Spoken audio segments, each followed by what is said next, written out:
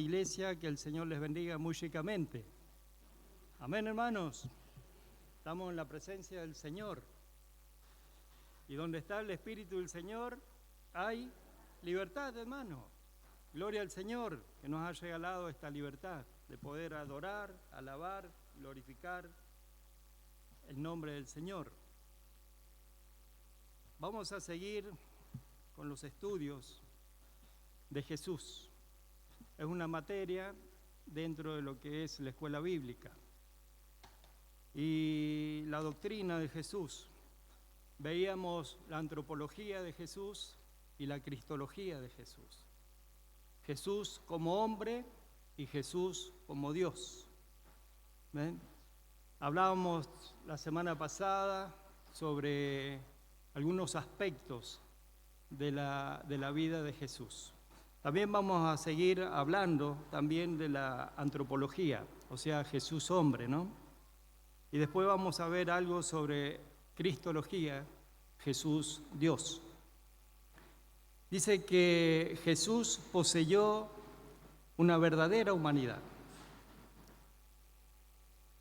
Los elementos integrantes que conforman la naturaleza humana, o el cuerpo humano, Jesús tenía un cuerpo humano exactamente como cada uno de nosotros.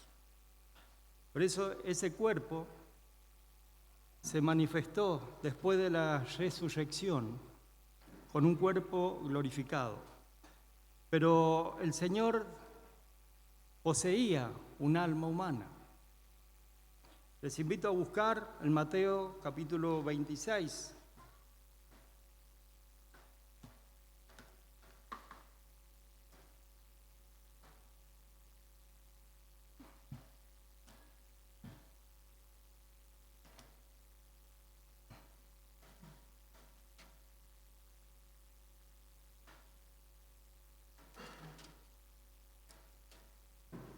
Mateo capítulo 26,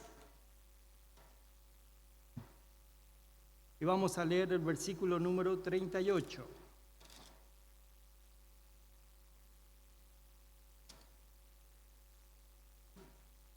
Entonces Jesús les dijo: mi alma está muy triste hasta la muerte, quedaos aquí y velad conmigo. Bueno, acá nos aclara la palabra del Señor, de que el Señor, Dios Todopoderoso, el cual estaba sus dos naturalezas en un solo cuerpo, la naturaleza humana y la naturaleza divina, que esta naturaleza humana tenía un alma como la de nosotros. ¿Ven? Tenía alma. Y esta expresión denota el grado también de agonía que él tuvo que pasar también por Getsemaní, que eso de Getsemaní lo hablamos el primer jueves de este mes.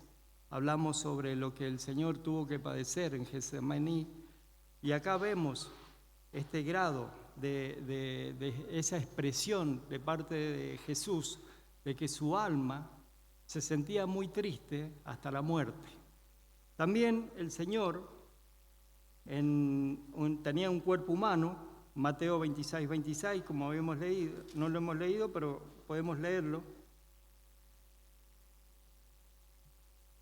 Y mientras comían, tomó Jesús el pan y bendijo, lo partió y dio a sus discípulos y dijo: tomad, comed, esto es mi cuerpo. Bien, cuando celebramos la cena del Señor nos acordamos de que el Señor entregó su cuerpo para que fuera molido por causa de nuestros pecados. O sea que el Señor poseía un cuerpo humano como el de nosotros. Y también en Lucas, les invito a buscar en el Evangelio de Lucas, en el capítulo número 23 de Lucas,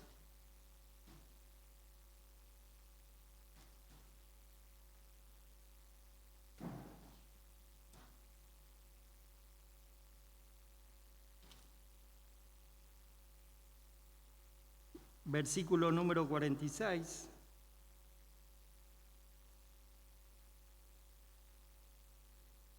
Y podemos encontrar lo siguiente, una expresión de Jesús. ¿Bien? Entonces Jesús, clamando a gran voz, dijo: Padre, en tus manos encomiendo mi espíritu, y habiendo dicho esto, expiró. Bien, entonces el cuerpo del Señor estaba compuesto en cuerpo, alma y espíritu, exactamente como nosotros. Nosotros también somos un trino. Tenemos un cuerpo, que es lo que se palpa, el alma, que es el hombre interior. En el alma es donde ahí están la voluntad, los afectos y el conocimiento. ¿Recuerdan el pasaje de Lucas 19? Estaba un mendigo llamado Lázaro y el rico, que mueren, fallecen los dos y se encuentran después en un lugar llamado Hades. ¿Bien? ¿Qué es lo que había ahí? En ese lugar estaban las almas. Uno estaba en el seno de Abraham, que estaba ahí, y el otro estaba en un lugar de tormento. Y en el hombre que estaba en el lugar de tormento, él podía ver al padre Abraham, ¿ve? Que estaba allá con esta persona, Lázaro era, ¿ve? Estaba ahí y le decía: Padre Abraham, manda a Lázaro que toque sus dedos en agua porque yo siento mucha sed. ¿Ve? ¿Qué es lo que vemos ahí? Vemos que ese hombre que estaba en tormento se acordaba de ese mendigo que estaba a la puerta de él. Que esa persona podía observar, que podía ver, que tenía sentido, porque él sentía el calor y podía escuchar. O sea que los sentidos no los había perdido. Es más, le rogó a Abraham que enviara a alguien, a sus parentelas, a sus hermanos, que les hablaran de la palabra del Señor, que si era posible se levantara uno de los muertos para que ellos pudieran escuchar la palabra de Dios, para que no fueran a ese lugar de tormento. O sea que en el alma se conservan todas esas cualidades, esos sentidos.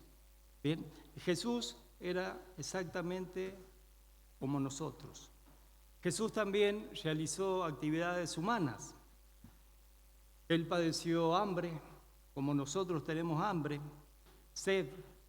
Jesús tuvo cansancio porque necesitaba también descansar, tenía sueño, tenía miedo, como nosotros.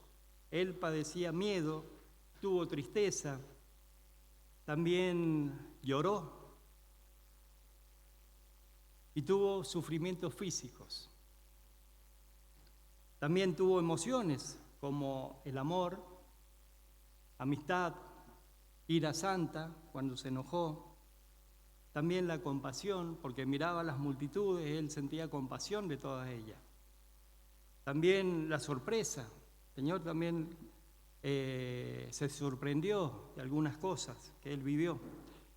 Y también el Señor estuvo sujeto a las leyes de crecimiento. Si bien encontramos en la palabra que él fue presentado como a los 8 días, como todo varón, era presentado ante el sacerdote. Después vemos en Lucas que que los padres lo estaban buscando, que no lo encontraban, y bueno, ya estaban en el templo, estaba enseñando la palabra, ¿no? A partir de las 12 años. Y después no hay más registro hasta que el Señor ya comienza su ministerio, ya cuando es mayor ya. Pero el Señor estuvo sujeto a la ley de crecimiento, a la obediencia, a la limitación, porque también estaba dentro de un cuerpo humano, ¿ven? Y también estuvo sujeto a la tentación. Eso lo conocemos, pues fue tentado por el enemigo, fue tentado en una oportunidad. Y también podemos decir que Jesús es nuestro representante y sustituto. Jesús es nuestro representante en cuanto, como sumo sacerdote del nuevo pacto, ocupó nuestro lugar al ofrecer en la cruz el único sacrificio que podía tener valor de propiciación. Valor propiciación, que era algo propicio. Su cuerpo era propicio y su sangre era propicio. ¿Para qué? Para redimirnos a nosotros. Una persona que nunca cometió un pecado, que cumplió con la ley de punta a punta, y que no se le encontró ningún tipo de pecado. Por eso el Señor era la propiciación para que nosotros pudiéramos alcanzar, a través de la obra de Jesucristo en la cruz del Calvario, poder alcanzar la salvación. Bien, y Jesús también es nuestro sustituto. En cuanto a la muerte del pecado en la cruz, se hace nuestra muerte también. Él va por nosotros a morir en la cruz. Murió por cada uno de nosotros. Nosotros somos los pecadores, nosotros somos los transgresores, nosotros somos los que vivíamos lejos del Señor. Pero Él toma el lugar nuestro. Él va a la cruz ofreciéndose voluntariamente a morir por causa de nuestros pecados, por causa de nuestras transgresiones, por causa de nuestra maldad. Por todo, por toda la humanidad. Por toda la humanidad Él se ofreció en un sacrificio. Por eso es nuestro sustituto. Y Él muere en la cruz del Calvario por causa de nuestros pecados. Por eso el Señor tiene que ser adorado y alabado por toda la humanidad, hermano. Lamentablemente hay muchos que ignoran de esta obra del Señor Jesucristo, pero Él lo hizo por toda la humanidad. Por eso también nuestro Señor Jesucristo es nuestro primogénito, el primero. Mientras que como Dios aparece como unigénito, único Hijo de Dios, único Hijo divino, único Hijo divino. Pero también, en cuanto al hombre, aparece como primogénito, el primero de muchos, el primero de todos nosotros. Romanos 8:29, hermanos. Carta a los Romanos, capítulo 8.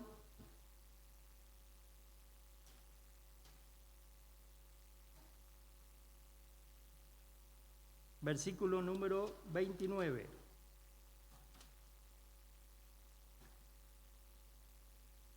¿Lo tienen, hermanos? Amén. Leemos.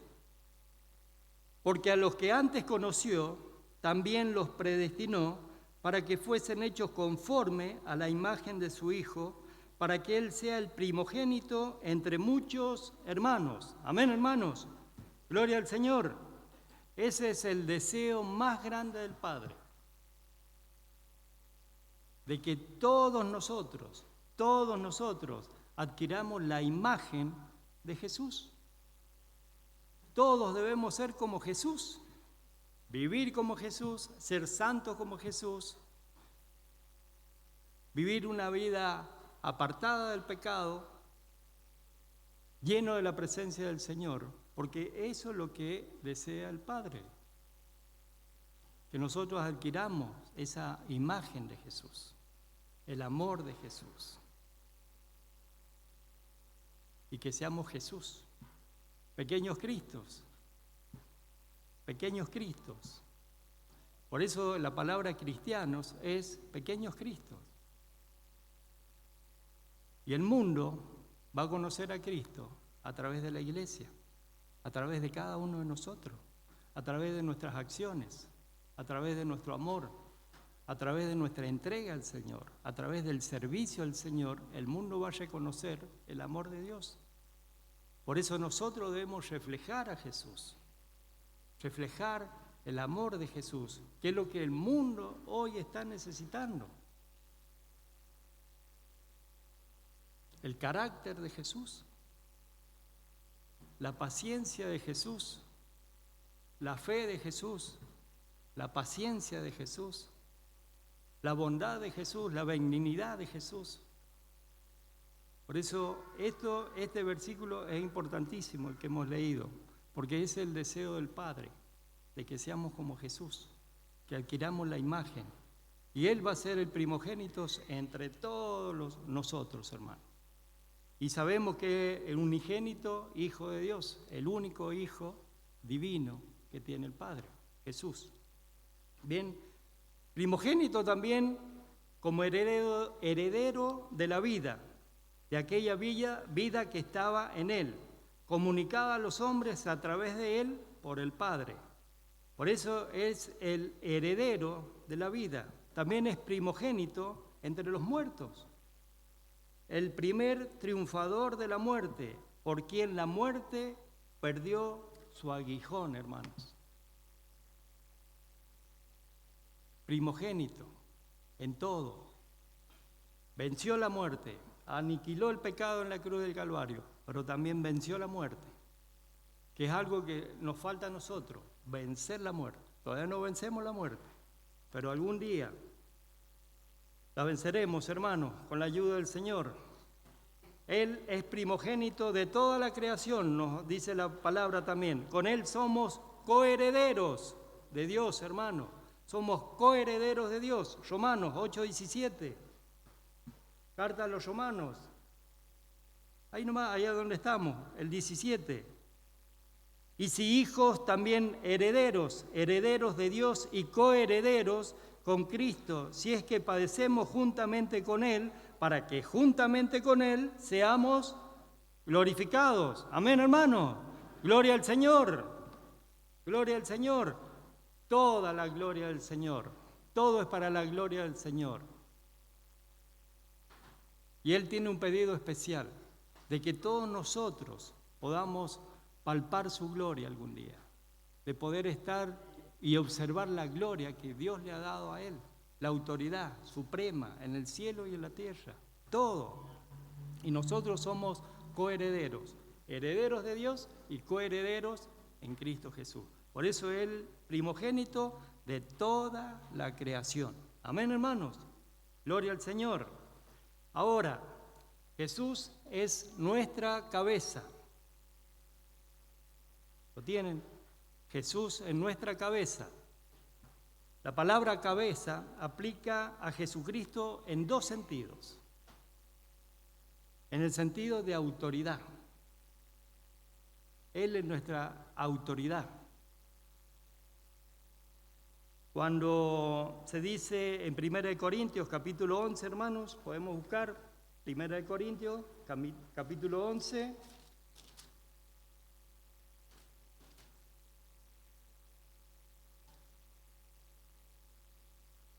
Versículo número 3.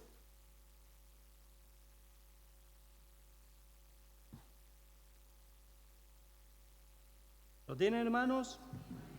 Pero quiero que sepáis que Cristo es la cabeza de todo varón, y el varón es cabeza de la mujer, y Dios es la cabeza de Cristo. Bien, entonces, Cristo es cabeza en ese sentido, de autoridad, es la autoridad suprema. Cristo Jesús. Y también el otro sentido, en el sentido de principio de vida.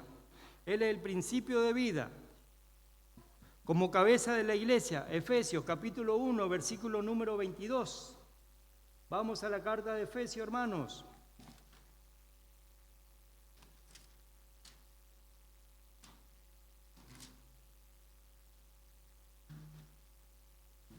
Efesios capítulo 1, versículo número 22. Y dice lo siguiente: y sometió todas las cosas bajo sus pies, y lo dio por cabeza sobre todas las cosas a la iglesia, la cual es su cuerpo, la plenitud de aquel que todo lo llena en todo. Amén, hermanos. Él es la cabeza de la iglesia.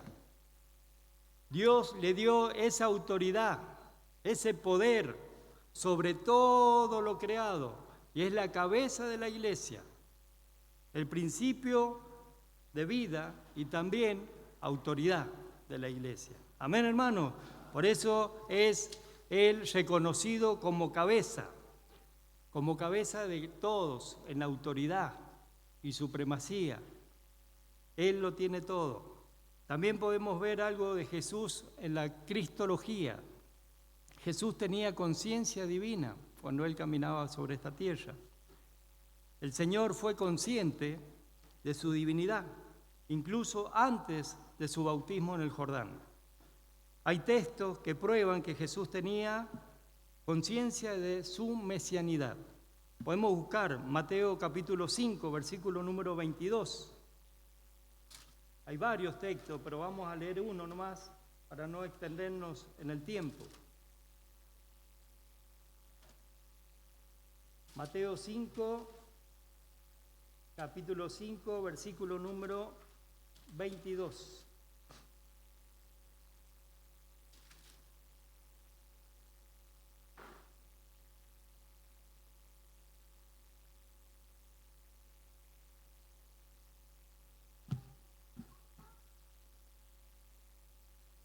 Yo os digo que cualquiera que se enoje contra su hermano será culpable de juicio, y cualquiera que diga necio a su hermano será culpable ante el concilio, y cualquiera que diga fatuo quedará expuesto al infierno de fuego. Por tanto, si traes tu ofrenda al altar y allí te acuerdas de que tu hermano tiene algo contra ti, deja allí tu ofrenda delante del altar y anda y reconcíliate primero con tu hermano, y entonces ven y presenta tu ofrenda. Ponte de acuerdo con tu adversario pronto, entre tanto que estás con él en el camino, no sea que el adversario que te entregue al juez y el juez al alguacil y seas echado a la cárcel. De cierto te digo, que no saldrás de allí hasta que pagues el último cuadrante. Son textos que marcaba el Señor. Pero yo os digo, esa frase, ¿ve? A donde Él habla con autoridad. Yo os digo. También hay otra frase que dice Él en Mateo 10:37, solo Dios puede exigir algo semejante. Mateo 22, 41 al 26, mediante la cita de Salmo 101:1, Jesús expresa su conciencia de mesianidad. Y también hay textos que prueban que Jesús tenía conciencia de su divinidad, mesianidad y divinidad. Mateo 7:21, por ejemplo, podemos buscar Mateo 7:21.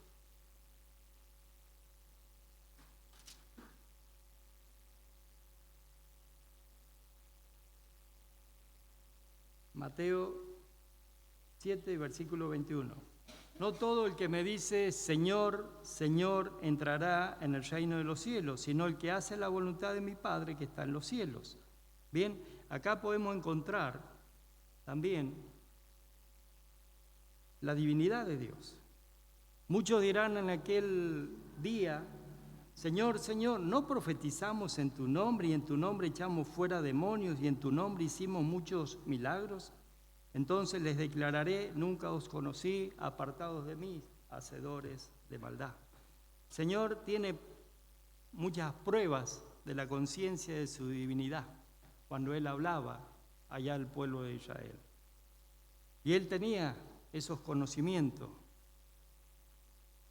Recuerden que era 100% Dios, 100% hombre. Y también Jesús poseía conocimientos sobrenaturales. Jesús nunca conjeturó, nunca hizo tal vez o el por si acaso. No, Él siempre aseguró y siempre acertó en lo que dijo. Mateo 21:2 nos enseña. ¿Qué es lo que nos enseña acá?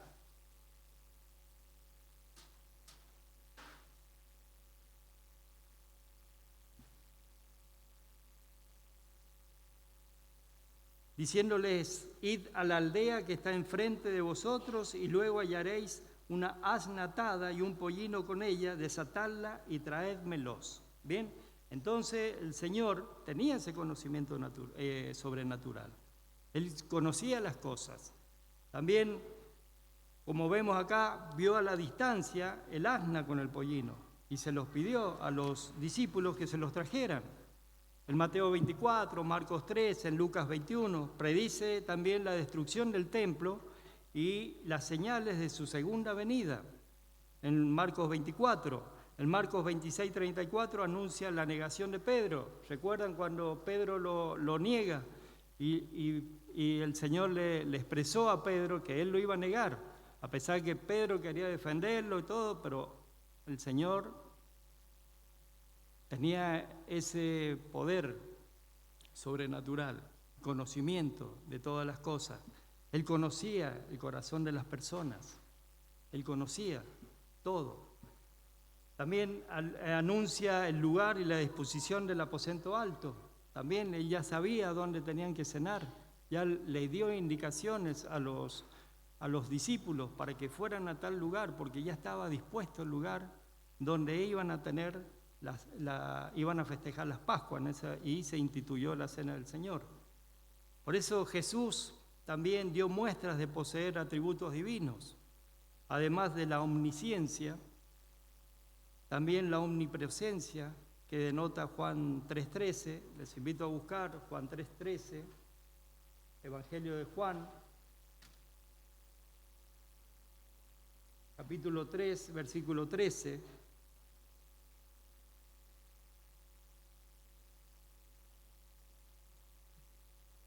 Vemos la omnipresencia del Señor. Nadie subió al cielo, sino que el descendió del cielo, el Hijo del Hombre, que está en el cielo. ¿Ven? Podemos la omnipresencia del Señor, la omnipotencia del Señor, el todopoder. El Señor se resucitó también. También conocemos la eternidad de parte del Señor. Notamos yo soy en el contexto antes que el Señor tiene la majestad infinita y que Él demanda toda la adoración únicamente a Dios. También Jesús ejercitó actividades divinas. El Nuevo Testamento atribuye a Jesús actividades propias de Dios, como, por ejemplo, el Señor creó el universo, estuvo en la creación del universo. Y el Señor conserva lo creado con el poder de su palabra. Según Hebreos 1:3, el Señor salva al perdido, que es una actividad divina. Nosotros, ¿qué función cumplimos? Nosotros en predicar, en anunciar, en dar la palabra de poder. Pero el que salva las almas es el Señor. El que convence es el Espíritu Santo. Y el Señor es el que salva las almas, el que salva al perdido. Da gracia divina el Señor, porque es una actividad divina de parte de Dios. El único que perdona pecados es el Señor. Nosotros los llevamos a que hagan la oración de entrega, pero realmente el que perdona pecados es el Señor. Y también va a presidir el juicio final. Todos nosotros vamos a comparecer ante el Señor, que va a ser un juicio de premios, porque ahí vamos a recibir la corona de vida. Ahí vamos a recibir premios de parte de Dios, de todo lo que hayamos hecho mientras estábamos acá. Pero después va a haber otro juicio más, que es el juicio del trono blanco, que allá donde van a ir todas las personas que no han creído en Cristo Jesús. Y ese es el peor juicio, hermano, que puede pasar un ser humano, de que Dios lo condene por siempre y para siempre y por la eternidad al infierno. Por eso hay dos juicios, hermano. Tratemos de estar en el primero y no en el segundo. Obediencia, santidad, una vida ordenada ante el Señor, para poder ir a ese juicio y poder recibir la corona de la vida, el galardón y una morada. Amén, hermanos. El Señor está preparando una morada para cada uno de nosotros. Por eso el Señor va a presidir esos juicios y va a estar ahí, y ahí es donde lo vamos a conocer cuando seamos raptados, cuando venga el Señor y se lleve a la iglesia a su presencia. Gloria al Señor, hermanos.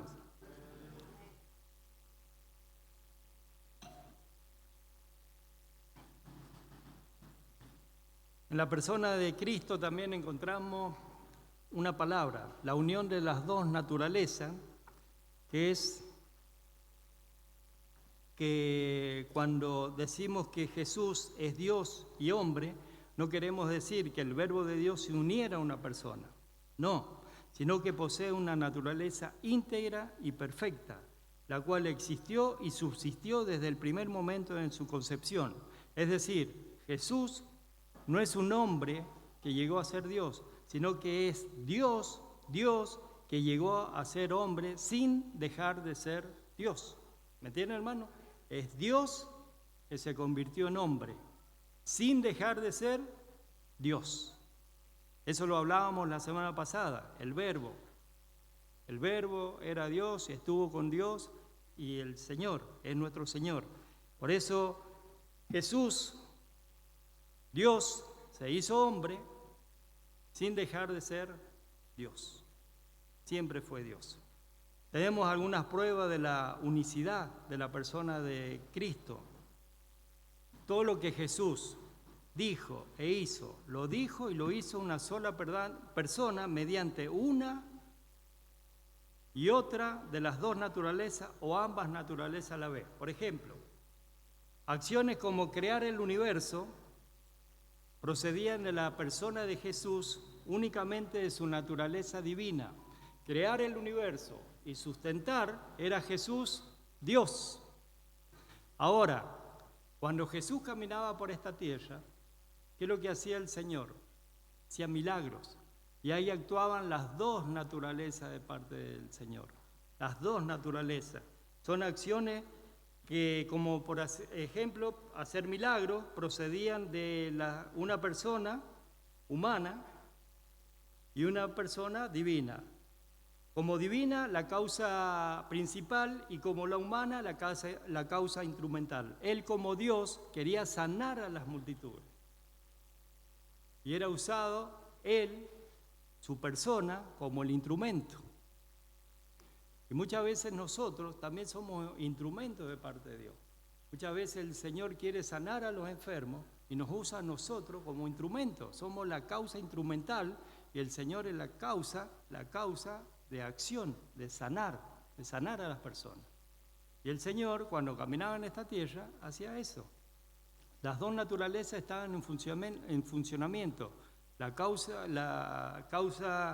instrumental, como le dije, y la causa principal, porque Jesús quería sanar a los enfermos y Él tocaba con sus manos o le tocaba en el manto, como fue la mujer, la tocó y fueron sanados, como oró por todo. Y también tiene acciones que Jesucristo hacía como ser humano, acciones como comer, andar, dormir, ¿ve? Preceden de la naturaleza humana de Jesús. ¿Bien?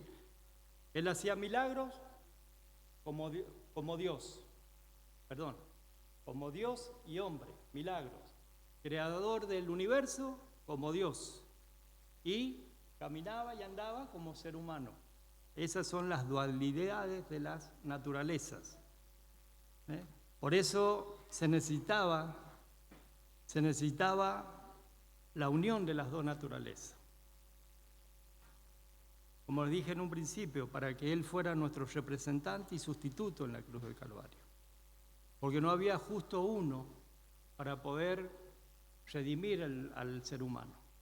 Ninguno de nosotros estaba apto para hacer esa obra redentora.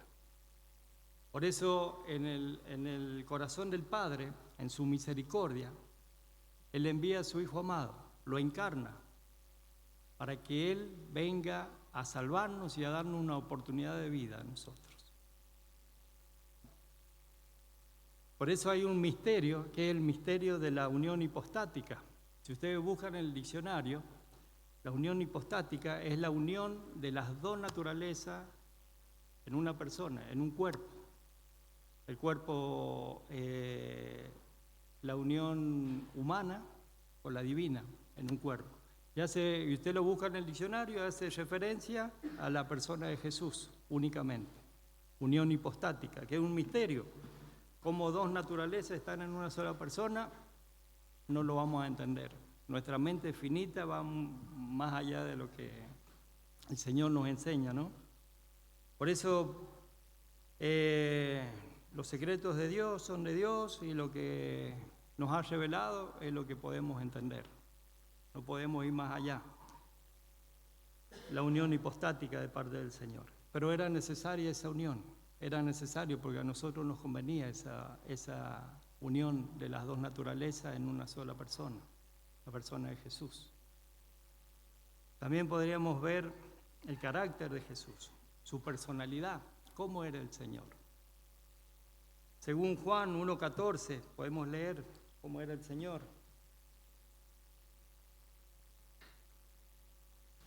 Juan 1:14. Y aquel Verbo fue hecho carne y habitó entre nosotros, y vimos su gloria, gloria como del unigénito del Padre, lleno de gracia y de verdad.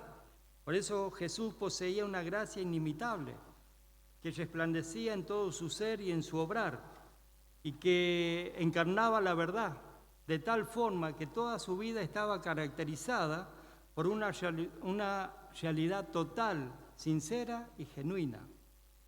El Señor dice que era lo mejor, lo excelente. Por eso Él se destacaba en el pueblo de Israel. Era algo especial el Señor en medio de su pueblo. Todos pecadores y Él el único sin pecado. Por eso el Señor era algo especial. Vimos su gloria como la gloria del unigénito. Y el pueblo de Israel pudo apreciar la presencia del Señor, pero no lo reconoció como Dios. No lo vio como Dios. Por eso el Señor encarnaba la verdad. También el Señor tenía un equilibrio psíquico-moral. Por ejemplo, unir en un mismo tiempo una misma persona, fortaleza y prudencia, ternura, amor, pureza, etc., sin defecto. Es solo algo que corresponde a Jesucristo. En efecto, es muy difícil que se dé la gracia sin debilidad, la verdad sin severidad. Él tenía la verdad, pero Él no era severo. Él tenía la fuerza, pero no era violento. Él tenía la autoridad y no la imponía. Él tenía la grandeza y no era altivo. Él tenía la libertad y no la usó como libertinaje. Él tenía el fervor, pero no era fanático. Por eso en Jesucristo no existieron los extremos. No existieron los extremos. A pesar de la autoridad, el poder y todo lo que Él tenía, no usó los extremos. Él se mantenía equilibrado en su manera de andar, en su manera de hablar, en su manera de expresarse, en su manera de enseñar.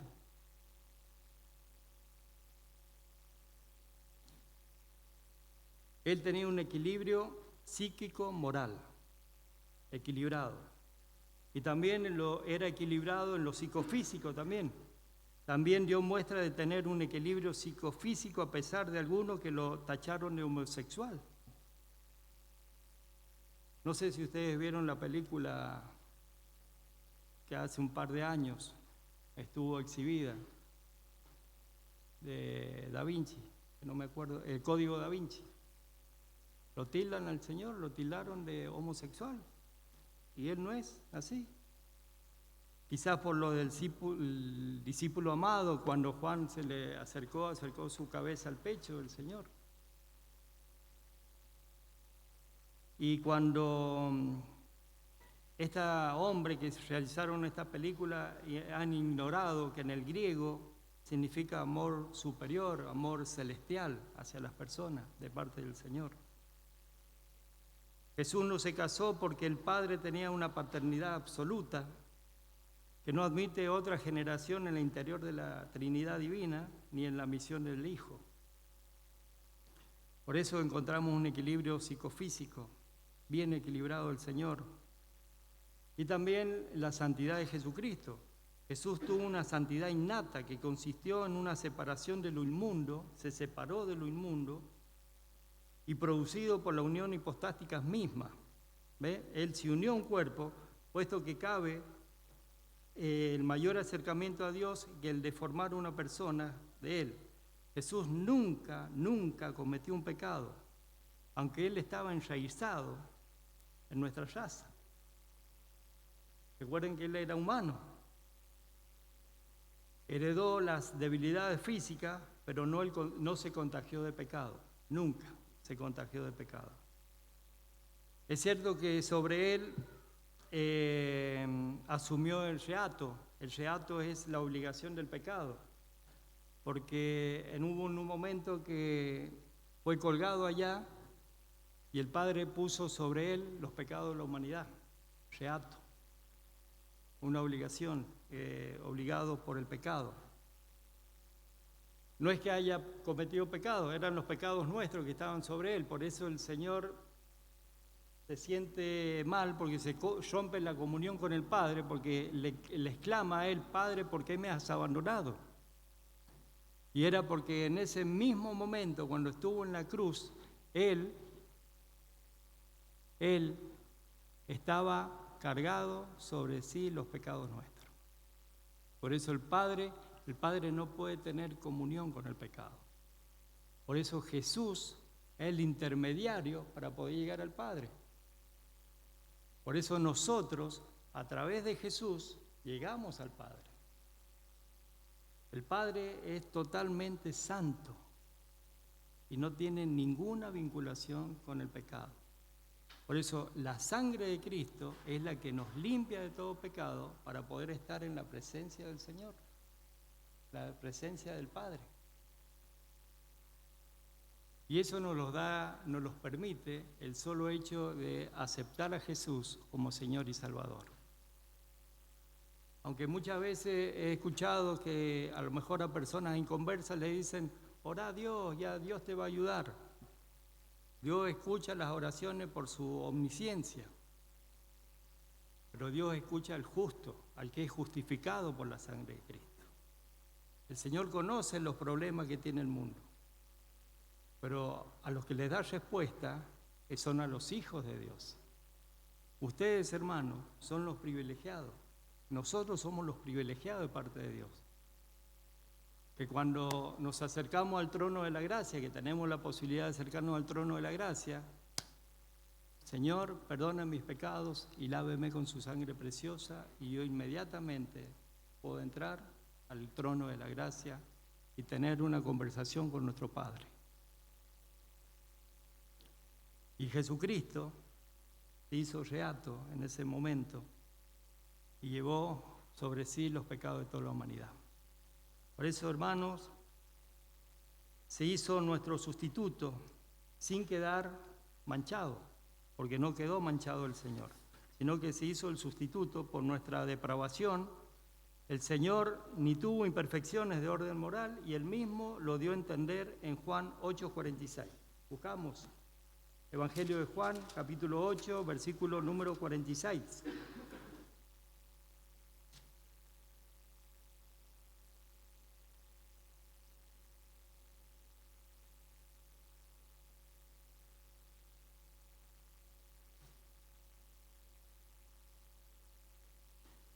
Y dice lo siguiente: ¿quién de vosotros me redarguye de pecado? Pues si digo la verdad, ¿por qué vosotros no me creéis? ¿Ven? Él dio a entender eso, que él no tenía imperfecciones del orden moral, para nada. Él era perfecto en todo, su manera de andar y su manera de hablar. El Señor dice que fue humillado, y el Señor se humilló. Y el estado de humillación que el Señor padeció consistió en que realmente o personalmente estuvo unido a una naturaleza humana, con el estado legal de sujeción porque nació bajo la ley, y con las debilidades y limitaciones de que tal unión tenía y que él asumía en su persona, pero sin afectarse en nada su naturaleza divina. El Señor, dice el libro de Reyes, que los cielos de los cielos de los cielos no pueden contener la gloria de Dios, no pueden contener su gloria, pero Él tuvo que encapsularse, limitarse en un cuerpo humano. Él se humilló También se humilló Él como hombre cuando fue a la cruz, porque lo golpearon, lo escupieron, cuántas cosas no hicieron con el Señor. El Señor fue desnudo a la cruz del Calvario. Fue avergonzado el Señor. Lo peor que le puede pasar a un hombre fue lo que le pasó al Señor Jesús. Y yo creo que ningún hombre ha pasado lo que el Señor pasó en la cruz del Calvario. Por eso Él se humilló como hombre y se humilló para cargar sobre sí los pecados de la humanidad. El Señor sufrió mucho por nosotros, muchísimo sufrió. Eso lo vimos el primer jueves que estuvimos acá y tuvimos la oportunidad de hablar del siervo sufriente, que el Señor o nosotros somos el fruto de su aflicción o somos el fruto de la agonía de Getsemaní. Cada uno de nosotros somos fruto de esos momentos duros, difíciles que pasó el Señor, que tenía que tomar hasta la última gota de la ira de Dios sobre el pecado. Y eso lo entristeció, se sintió muy triste, estaba amargado el Señor hasta la muerte. Pero lo hizo por obediencia al Padre, por amor al Padre y por amor a nosotros. Era la única oportunidad que nosotros teníamos, que el Señor se bebiera hasta la última gota de esa copa por amor a nosotros. Que el Señor se enfrentara a miles de infiernos por causa nuestra, porque las personas que tenían que ir al infierno éramos nosotros y no Él. Pero Él se ofreció voluntariamente a ir a la cruz y pasar por la agonía de Getsemaní. Por eso el Señor ha sufrido mucho allá en la agonía del huerto. La agonía significa lucha, y allá se libró esa lucha en el centro mismo del ser humano, de Jesús, ¿no? Y después hubo tortura, después su cuerpo fue lacerado, su carne fue desprendida de Él. Leyendo la historia de los romanos, ¿por qué la crucifixión, no?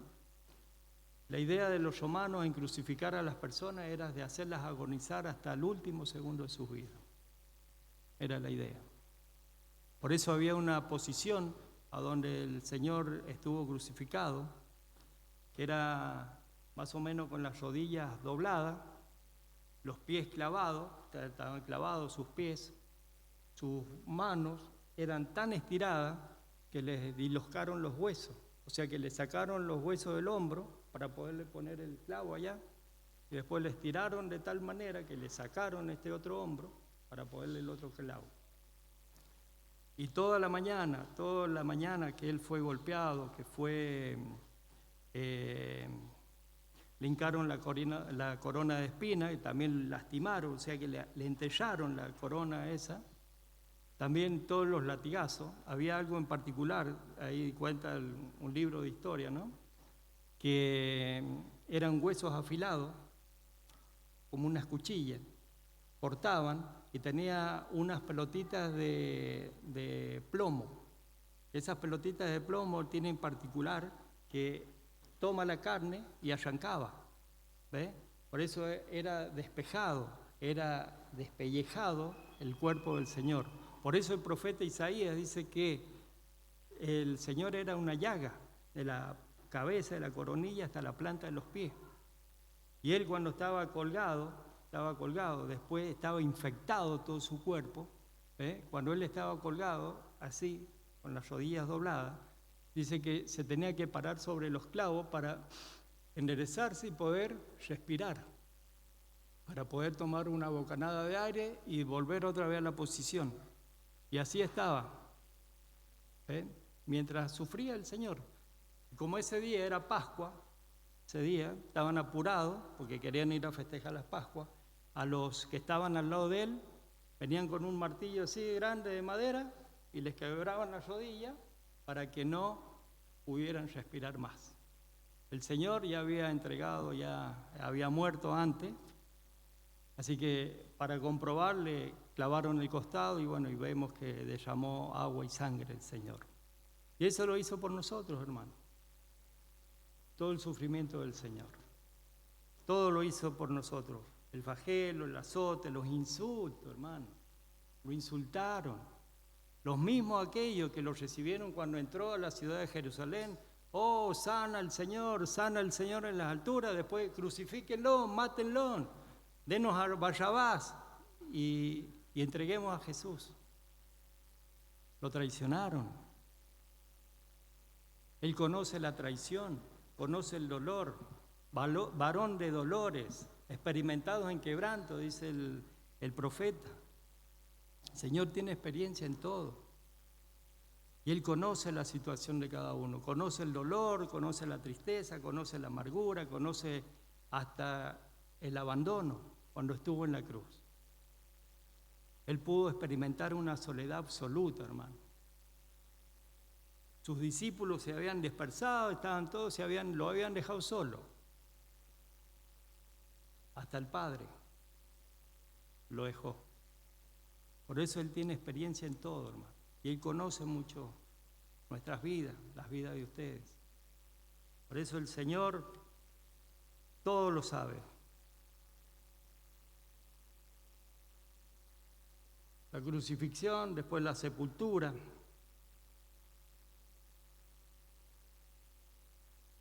La voluntad de Dios en cuanto a su forma de morir estaba definida 1000 años antes, por ejemplo.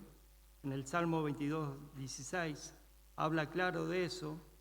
El Salmo 34:20 anuncia igualmente que no sería quebrantado ningún hueso suyo, o sea que no iban a ser quebrados. Años antes, de modo de ejecutar los judíos, la pena capital no era por crucifixión, sino por lapidación, apedrearlos. El pueblo de Israel los apedreaban, que muchas veces uno podía tener suerte, le pegaban en la cabeza y moría y después no sentía las otras pedradas. Pero la cruz fue peor que las piedras, fue peor, ¿no?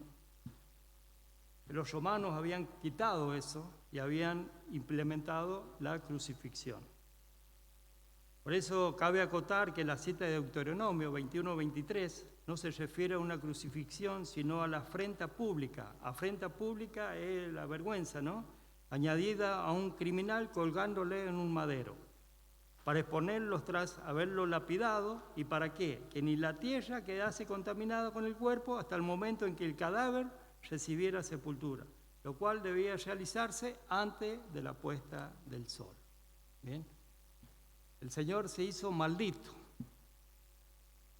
porque todo el que era colgado en un madero era maldito, para que nosotros recibamos la bendición de parte de Dios. Y eso ya estaba planificado por Dios. Eso ya estaba, era un plan eterno, para que nosotros podamos entender lo que pasó el Señor Jesucristo, para que podamos valorar lo que el Señor tuvo que soportar y tuvo que pasar por causa de nosotros, los perdidos, los escallados, nosotros los que estábamos lejos del camino del Señor. Y hoy somos su pueblo amado, hoy somos su iglesia, somos el cuerpo de Cristo en esta tierra. Nos ha dado autoridad, nos ha dado poder, y Él quiere que nosotros cumplamos con sus preceptos, sus mandamientos, nosotros cumplamos con los principios, que con nuestras vidas podamos honrar a nuestro Señor. Es la manera, honrarlo con nuestras actitudes, honrarlo como en la manera de hablar, en la manera de andar. Eso es lo que espera el Señor, que seamos la imagen de Jesucristo, que adquiramos esa imagen del Señor. Y acá quiero hablar un poquito más y quiero detenerme más en lo que es la exaltación del Hijo de Dios. Jesús fue exaltado. Y acá es a donde brilla en todo su esplendor el estupendo destino de nuestro Salvador. Un destino que ya había sido profetizado en Isaías 53, capítulo 53, versículo 10 al 12, y que es detallado en Efesios 4:10. Ahí les invito a buscar. Efesios, capítulo 4 y versículo 10. Carta a los Efesios.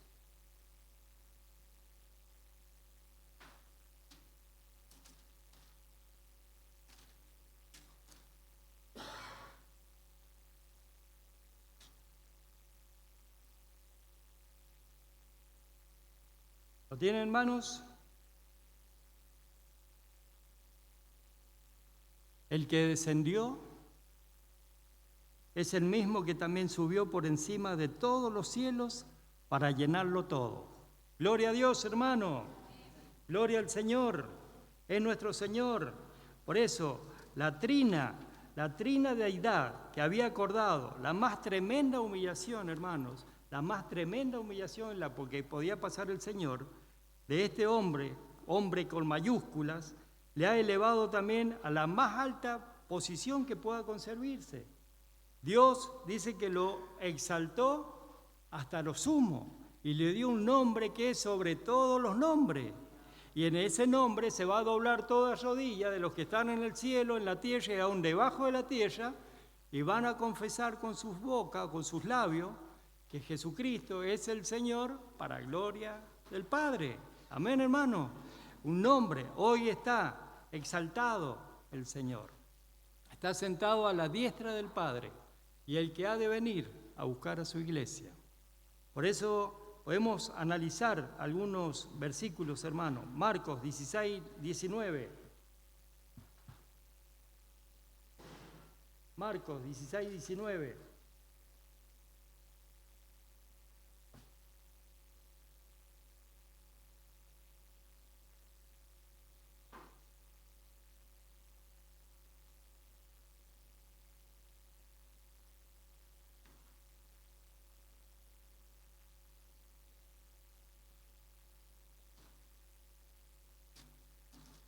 ¿Lo tienen, hermanos?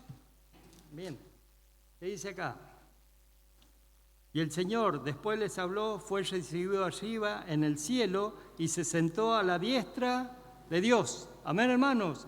Por eso, acá nos presenta Marcos la exaltación de Cristo dentro de las expresiones simbólicas arriba. Arriba. Es una referencia, no es una referencia geográfica, sino simbólica de exaltación. Sentarse es un símbolo de majestad total y judicial. Porque recuerden, el Señor va a estar en los dos juicios. ¿Bien? No es una posición corporal, la diestra de Dios. Es una expresión simbólica de designar a Cristo que comparte el honor y el poder de Dios. Eso es lo que nos quiere decir la palabra arriba. ¿Bien? Después Juan nos da también, nos da a entender, Juan 7:39,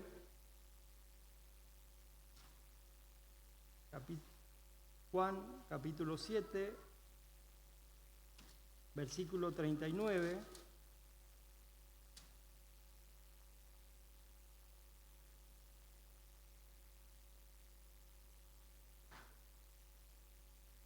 Esto dijo el Espíritu, que habían de recibir los que creyesen en Él, pues aún no había venido el Espíritu Santo, porque Jesús no había sido aún glorificado. Una vez que el Señor fue glorificado, cuando ascendió a los cielos, envió el Espíritu Santo, el cual mora en cada uno de nosotros. ¿Bien? Amén, hermanos. Por eso hay varios textos. Efesios capítulo 4, versículo 10. Efesios capítulo 4, versículo 10.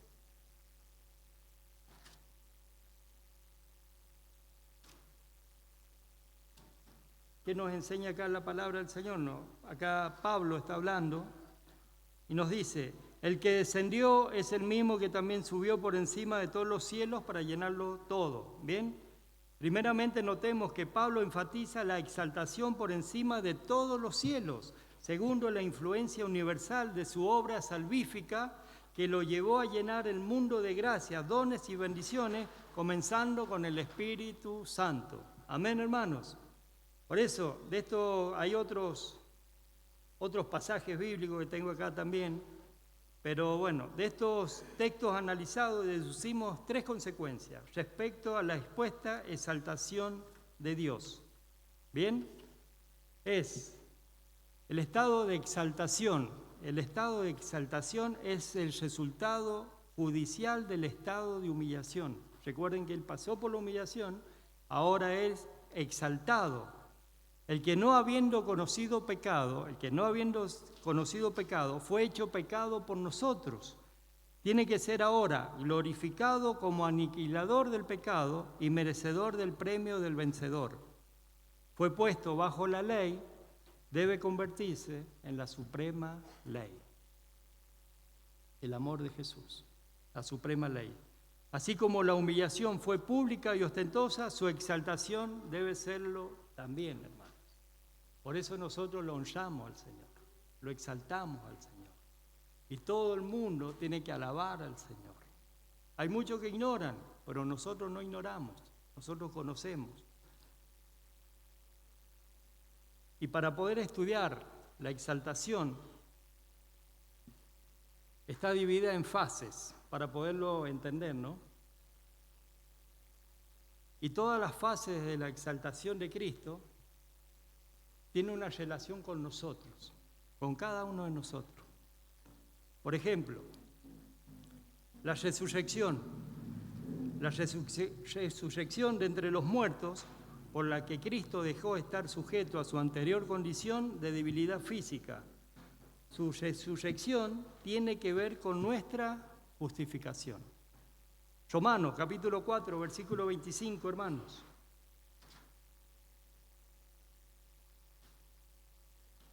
Carta a los Romanos,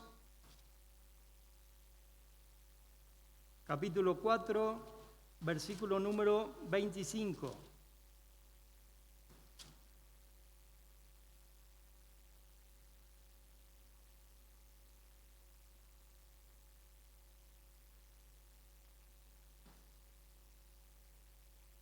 ¿Lo tienen, hermanos? El cual fue entregado por nuestras transgresiones y resucitado para nuestra justificación. Justificados pues por la fe tenemos paz con Dios por medio de nuestro Señor Jesucristo. Amén, hermanos.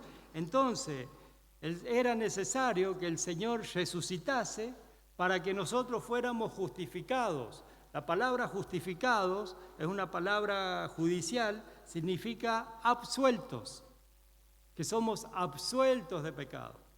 ¿Ve? Somos absueltos del pecado. El Padre nos mira a través de la obra de Jesús, nos mira a través de la cruz de Jesús. ¿Ve? Nosotros somos declarados justos, somos declarados santos por el hecho de creer en la obra de Jesucristo. Por haber aceptado a Jesús como Señor y Salvador en mi vida, el Padre me hace acepto, como si no tuviera pecado. Recuerden que no podemos llegar al Padre, el Padre es 3 veces santo, solamente a través de Jesucristo somos justificados. Y esa justicia que alcanza Jesús en la cruz es imputada o nos es favorable a nosotros por el hecho de creer solamente, hermano. No es por sacrificio, no es por obras, no es por justificación propia, sino el hecho de creer en la obra de Jesucristo, somos justificados. Por eso, la resurrección de Cristo era fundamental para que nosotros fuéramos justificados, por el hecho de creer en la obra de la cruz. Amén, hermanos. Esa es la primera fase de la exaltación de Cristo. La segunda fase es la ascensión a los cielos. También tiene una relación muy concreta y cercana con nosotros. La ascensión a los cielos, por la que Cristo dejó de estar sometida a las circunstancias y espacios temporales de nuestras vidas acá en la tierra. Recuerden que el Señor ya no está sujeto ni a espacio ni a tiempo. Él vive en el cielo ahora. Pero cuando Él estaba acá en la tierra, sí estaba sujeto al espacio y a los tiempos. Pero ahora, a Él ascender, también para nosotros, ¿qué está haciendo el Señor ahora por nosotros? ¿Qué envió el Señor para cuando Él subió a los cielos? Colosenses, capítulo 3, versículo 12, hermanos. Carta a los Colosenses.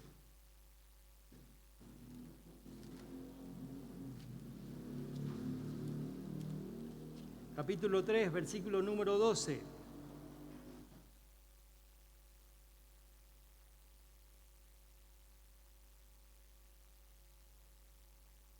Vestidos pues como escogidos de Dios, santos, santos y amados, de entrañable misericordia, de benignidad, de humildad, de mansedumbre, de paciencia. Amén, hermanos.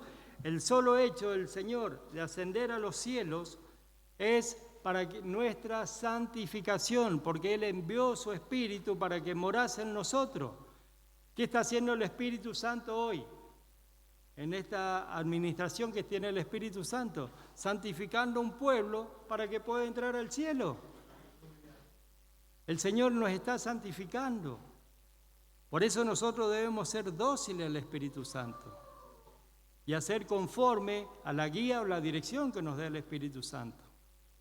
¿Por qué? Porque el Señor tuvo que ascender para enviar su Espíritu para que morase en nosotros. Por eso esta es la segunda fase de la exaltación de Cristo Jesús. La tercera fase es la ascensión a la diestra del Padre.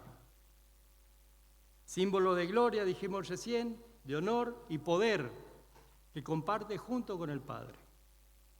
Ahora, la ascensión a la diestra de Dios y su constante intercesión por nuestra preservación, para que nosotros podamos preservar la salvación que nos ha regalado el Señor. El Señor, a la diestra del Padre, está intercediendo por cada uno de nosotros. Hebreos capítulo 7, versículo 25. Hebreos 7, 25.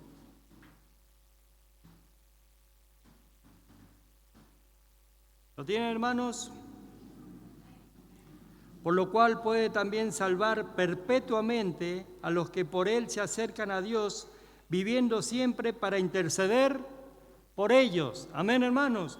El Señor está intercediendo por cada uno de nosotros.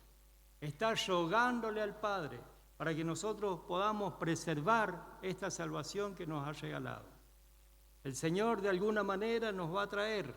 Hay hermanos que hoy no están en la iglesia, pero el Señor no los ha descuidado. El Señor les está hablando. De una u otra manera, en algún momento van a llegar. Por eso esta es la tercera parte de lo que es la exaltación de Cristo Jesús, la tercera fase.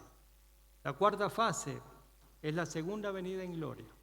Es lo que estamos esperando nosotros. ¿Para qué? Para juzgar a los vivos y a los muertos, según Juan 5, 22, 29. Ahora, ¿qué va a pasar cuando venga el Señor? Cuando rapte la iglesia. ¿Qué va a pasar con cada uno de nosotros? ¿Qué va a pasar? El Señor va a venir en su gloria, pero ¿qué va a pasar con nosotros? Vamos a ser transformados. Vamos a recibir un cuerpo glorificado como el que tiene Cristo Jesús ahora. Recuerden que este cuerpo y esta sangre no puede entrar al cielo, sino que vamos a ser transformados en un abrir y cerrar de ojos. Por eso esta es la cuarta parte o la cuarta fase de la exaltación de Cristo. Cristo va a venir por lo suyo, va a raptar a la iglesia y cuando nosotros en el cielo vamos a ser transformados en un abrir y cerrar de ojos. Vamos a tener otro cuerpo. Un cuerpo glorificado para poder estar en la presencia de Él. Si el Señor se presenta acá con toda su gloria, con todo su poder, nosotros caemos muertos acá. No podemos resistir el poder y la gloria de Dios. Por eso necesitamos un cuerpo conforme a que pueda resistir el poder y poder estar en la presencia del Señor. Por eso la cuarta fase es la venida en gloria de nuestro Señor. Colosenses 3:4, hermano. Carta a los Colosenses.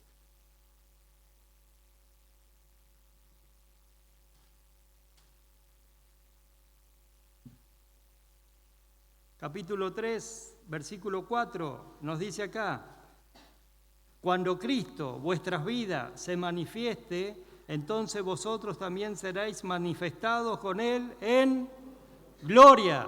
Gloria al Señor, hermanos. Ya vamos a estar en el cielo y ahí ya vamos a estar salvos, la plenitud de la salvación. Hoy tenemos la salvación a través de la fe. Vivimos por fe. Tenemos la salvación por fe. Pero en ese momento, cuando estemos en la presencia del Señor, ya es la plenitud de la salvación. Amén, hermanos.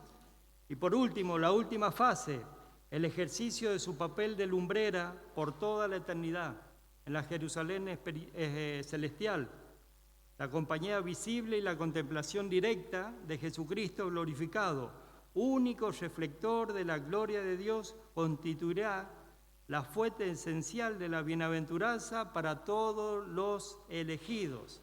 Ahora, nosotros vamos a servir al Señor y su presencia es por la eternidad. Y vamos a reinar con Él, vamos a estar junto con Él, vamos a servir con Él. Vamos a juzgar las naciones. Cuando el Señor nos rapte la iglesia, vamos a ir a las bodas del Cordero, vamos a estar allá 7 años, celebrando las bodas del Cordero. Y ahí va a estar el Señor.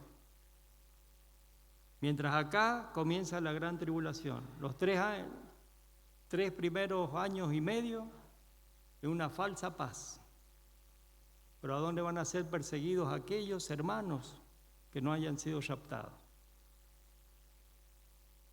Y esos hermanos van a ser perseguidos, van a ser torturados hasta que confiesen que Jesucristo no es su Dios. Recuerden que va a estar el anticristo.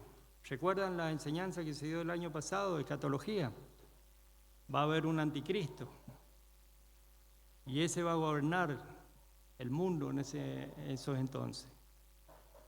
Son 7 años de las bodas del Cordero y 7 años de la gran tribulación. 3 años y medio de una falsa paz, a donde todos los cristianos que se queden van a ser perseguidos hasta la muerte. Solamente van a ser salvos confesando que el Señor y Salvador es Jesucristo. Van a pasar por tortura y van a pasar por la muerte. Van a ser degollados, van a ser decapitados. Porque eso nos enseña la Escritura. Por eso, ¿qué hay que hacer? Esforcémonos en el tiempo de la gracia. Esforcémonos en este tiempo de hacer las cosas de acuerdo a lo que el Señor nos enseña. Y después, los otros 3 años y medio siguientes, vienen los juicios de Dios. Los juicios de la copa, de los sellos, de las trompetas, las cosas que van a pasar, cosas que nunca antes se vivieron en este mundo. Pero nosotros tenemos la oportunidad de servirle al Señor, de vivir en el Señor. Todo lo que nos enseña el Señor y ser obediente a Él, para no ver muerte y no ver las cosas que van a suceder, hermano. Por eso el Señor, reconozcámoslo al Señor como Él se merece. Y démosle lugar al Espíritu Santo, el cual habita en nuestras vidas, dándole el lugar que también se corresponde a Él. Él el que nos enseña, Él que nos aconseja, Él que nos consuela, el que nos da dirección, el que nos está preparando para poder entrar al cielo, despojándonos del viejo hombre que está viciado conforme a los deseos engañosos, para que podamos algún día estar en la presencia del Señor. Amén, hermanos. Gloria le damos al Señor. Padre, gracias le damos, Señor, por ese amor infinito para nuestras vidas, Señor, nuestras almas, Señor, que estaban en peligro, Señor, pero usted en su gran misericordia, Señor, nos hizo acepto con su Hijo amado, Señor. Nuestro Señor, nuestro Salvador, nuestro fiel Redentor, Señor, que a pesar del dolor que tuvo que sufrir, Señor, a pesar de la agonía, Señor, que tuvo que soportar, Señor, todo lo hizo por amor a nosotros, Señor. Nosotros los descarriados, nosotros los perdidos, nosotros que estábamos lejos, Señor. Pero se dio el justo por los injustos, el sin pecado por los pecadores, Señor, para poderlos reconciliar con usted, Padre. Gracias le damos, Señor, por esta oportunidad, Señor, de poder escudriñar su palabra y aprender más de ella, Señor. Gracias le damos por estos momentos especiales en que oramos a usted, Señor, para que usted sea fortaleciendo la iglesia, Señor, para que usted le esté dando sabiduría e inteligencia espiritual, Señor, para poder seguir adelante, Señor, a pesar de las luchas, de todas las dificultades que podamos encontrar en este mundo, Señor, pero saber que usted está con nosotros, que usted nos acompaña, Señor, en medio de la tribulación, en medio de la prueba, Señor, porque usted, Señor, es fiel a su iglesia, es fiel a su palabra, Señor, y usted cumple, Señor, sus promesas, Señor. Gracias le damos, Señor, una vez más, Señor, por la iglesia suya, Señor, que pagó, Señor, el precio, Cristo Jesús, Señor, ofreciéndose voluntariamente, Señor, ir a esa cruz, Señor, derramando su sangre preciosa por nosotros, Señor. Oh, bendito Dios, gracias, Señor. Gracias porque el Señor Jesús, su cuerpo y su sangre, Señor, era propicio, Señor, para salvarnos a nosotros los pecadores, Señor. Gracias, Señor, por ese amor, Señor, para con nuestras vidas, Señor. Le queremos alabar, bendecir, glorificar y exaltarle, Señor, porque no hay nadie como usted, Señor, el Redentor del mundo, el Cordero de Dios que quita el pecado del mundo, Señor, el cual nos libró, Señor, de la esclavitud del pecado, Señor, y hoy somos su pueblo y somos su iglesia amada, Señor. Oh, Señor, queremos honrarle con nuestras vidas, queremos honrarle con nuestras actitudes, queremos honrarle, Señor, con nuestras bocas, Señor, porque usted se lo merece, Señor, porque usted es grande y maravilloso, majestuoso y poderoso, Señor, el gran yo soy. Gracias, bendito Dios. En su nombre oramos, Señor, en su nombre Jesús. Amén y amén.